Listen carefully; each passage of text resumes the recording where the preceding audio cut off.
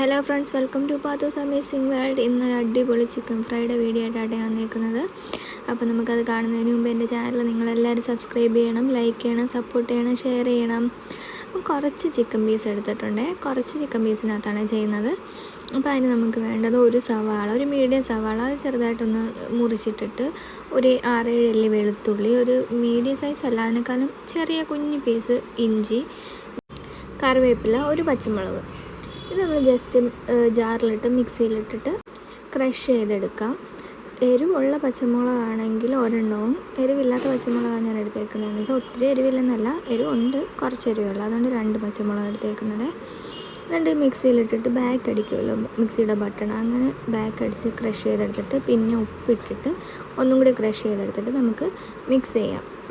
ഈ മിക്സിനകത്തോട്ട് നമുക്ക് ചിക്കൻ മസാല കുറച്ചിടാവേ. ചിക്കൻ മസാല കുറച്ചിട്ടിട്ട് 1 സ്പൂൺ മുളക് പൊടി, നിങ്ങൾ ചിക്കൻ എത്രയാണ് എടുക്കുന്നതെന്ന് വെച്ചാൽ അതിനനുസരിച്ചിടണം കേട്ടോ. 1 സ്പൂൺ എന്ന് പറയുമ്പോൾ 1 ടേബിൾ സ്പൂൺ മുളക് പൊടി, 2 ടീസ്പൂൺ കുരുമുളക് പൊടി, ഇത്രയും മാത്രം മതി നമുക്ക്. ഇതിനകത്ത് പിന്നെ ഉപ്പ് നോക്കിയിട്ട് അനുസരിച്ച് ഉപ്പ് ഇട്ട് കൊടുക്കുക. ഇപ്പം ഞാനിതൊരു 100 ഗ്രാം ചിക്കനേ ഉള്ളൂ, അപ്പോൾ അതിന് വേണ്ടി മാത്രമുള്ള മസാല ഇത് ഞാൻ മിക്സ് ചെയ്ത് വെച്ചേക്കുന്നത്. നിങ്ങളുടെ കൂടുതൽ ആ ചിക്കൻ ഉണ്ടെന്ന് വെച്ചാൽ നമ്മുടെ ഇൻഗ്രീഡിയൻസിൻ്റെ അളവ് നിങ്ങൾ കൂട്ടി വേണം എടുക്കാൻ വേണ്ടിയിട്ട്. അപ്പം നമ്മുടെ ചിക്കൻ അതിനകത്ത് നല്ലോണം മിക്സ് ചെയ്ത് നല്ലോണം പുരട്ടണേ. നല്ലോണം പുരട്ടി ഒരു 1 മണിക്കൂർ 1.5 മണിക്കൂർ കൂടുതൽ ഹവർ ഇരിക്കുന്നാൽ അത്രയും ടേസ്റ്റ് കൂടും.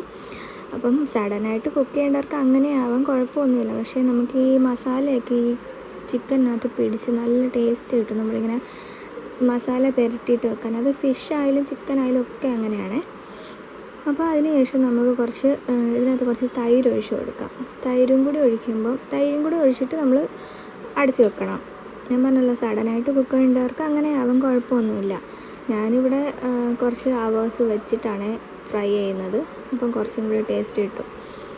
അപ്പോൾ അതും കൂടി നമുക്ക് മിക്സ് ചെയ്തിട്ട് അടച്ച് വെക്കാം. അതിന് ശേഷം 1 മണിക്കൂർ കഴിഞ്ഞിട്ട് എടുത്തിട്ട് നമ്മുടെ പാനിനകത്ത് വെളിച്ചെണ്ണ ഒഴിച്ച് അതിനകത്ത് കറിവേപ്പില ഇട്ട് കൊടുത്തിട്ട് ചിക്കൻ പെറുക്കി വെക്കാം.